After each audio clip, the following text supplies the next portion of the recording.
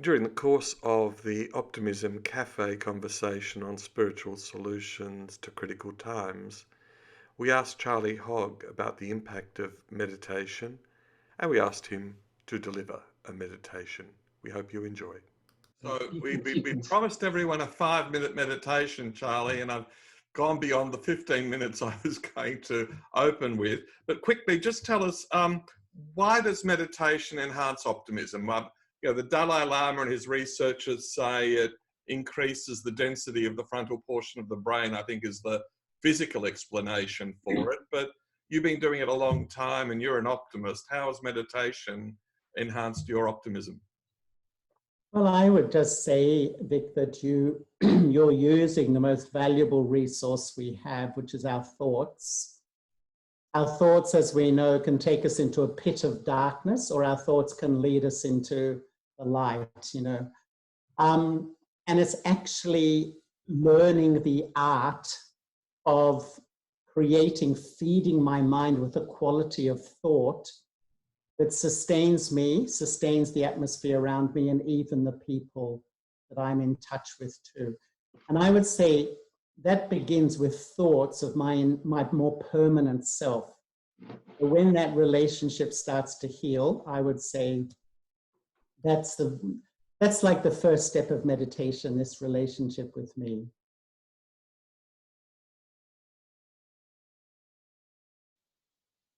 And if I can suggest, just for a few minutes, if we just reflect internally and hold the image that my mind is a sacred space.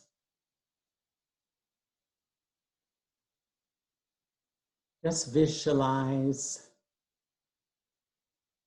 your mind like a crystal clear bowl of pure water.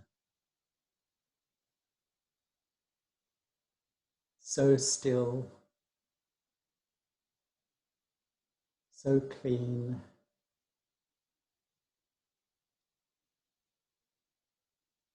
The natural state of my mind is peace. But there's gateways into my mind, my ears. I hear comments from outside. I let them in my mind, and they drive my thinking. My eyes. I see bad behavior. I let it through my eyes, and it drives my thinking. My memory bubbles up into the sacred space of my mind and changes my mood. I begin to see that I've lost the authority of my mind. I've become a slave to everything external. The journey in meditation, the journey to return to a more positive or optimistic outlook, is to take responsibility for each thought. Each thought is my creation.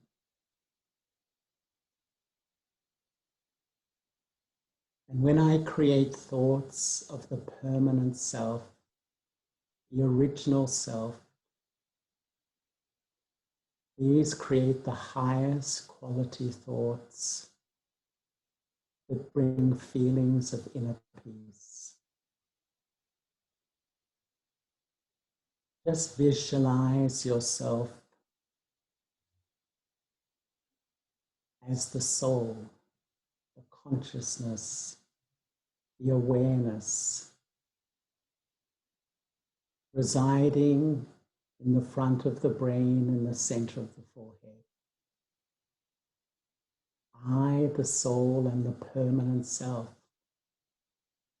my body is my temporary self, the more I begin to reconnect with who I really am, the automatic byproduct is a peaceful mind. The speed of thought begins to cool, and I begin to experience I am a peaceful soul. I am a peaceful soul. The more I live in this awareness, no matter how much the world around me changes, I am the master of my sacred space. I control the atmosphere and the feeling inside. This is the spiritual power and resilience we need to face these times we're presently in.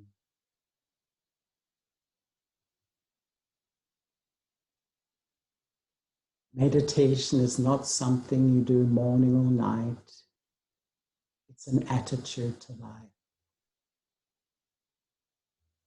I create peace internally, and I carry it into my work, my relationships, and all my activities.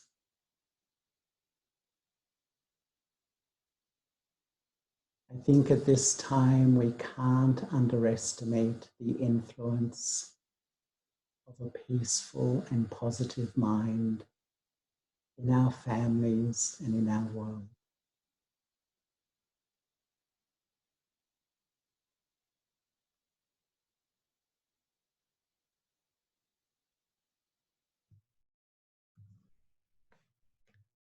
And thank you so much, everyone. Oh, that was fantastic, Charlie. God, I do feel at peace with the world. So you are marvelous. We've got some wonderful questions, and I'm going to ask the questioners whether they can join us and speak. And the first question is actually a question from Roland about what happens inside your brain when you meditate.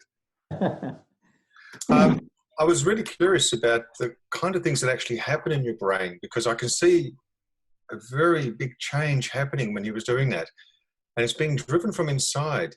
So I'm interested in the physiology and how that's actually now changing. And I think that connects also to the way we see the world and how that changes our feelings inside. So true, Roland. You know, actually about a year ago, I was in Colombia in South America, and I was speaking at a conference with Daniel Goleman, you know, the guy who wrote the Emotional Intelligence book. And he's written a book with a neurologist from New York about meditation. I was absolutely amazed. He said in the last 3 years, there's been 3,000 scientific studies into meditation. He said there's no other area of science where they're putting more work in, because his research shows that meditation not only relaxes you, it actually changes, you know, your personality in a positive or optimistic way, if I can say. Now, all the neuroscience of that, he's got a book called Altered Traits by Dan Goleman. It's quite an amazing book. But what the little stuff that I know is that, you know, your quality of thoughts, they measure the brain waves, as you know, and the fundamental 4 ones are alpha, beta, theta, delta. Sorry, beta, alpha, theta, delta. And when your mind is in that active state, you know, when you're busy and your mind is really thinking, that's beta plus.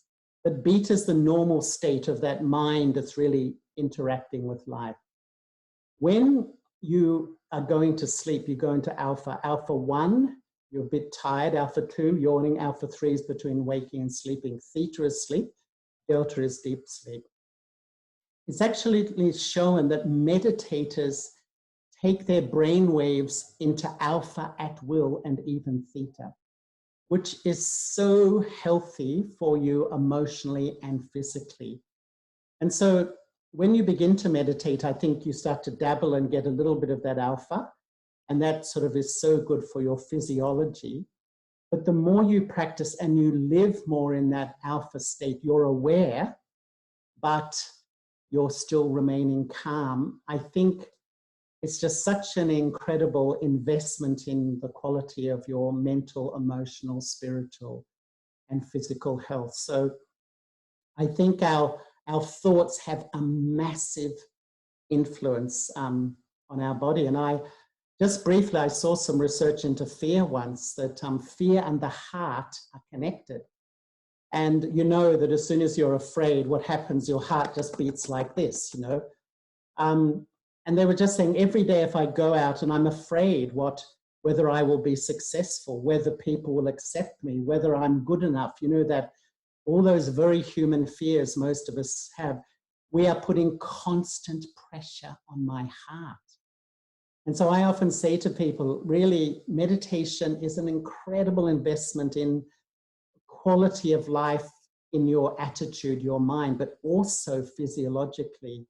It's a huge investment in your health, I would say. Yeah. So, yeah, I would suggest, if you're interested, a book by Daniel Goleman called Altered Traits, and it's fascinating just what they discovered about when you think in a different way or when you meditate, the extraordinary effects on your physical health, your mental health, and even changes of personality. Well, this was an extract from a 1.5 hour conversation in the Optimism Cafe, and you'll be able to find more of this material on the Centre for Optimism website. And in fact, we've dedicated a page to this conversation with clips including another meditation and most of the conversation, including some transcripts. So please feel free to visit the Centre for Optimism website, and also feel free to join us as a member. We're now over 700 strong in the few months in which we've had members joining us, and we'd love you to participate and be a part of what we do.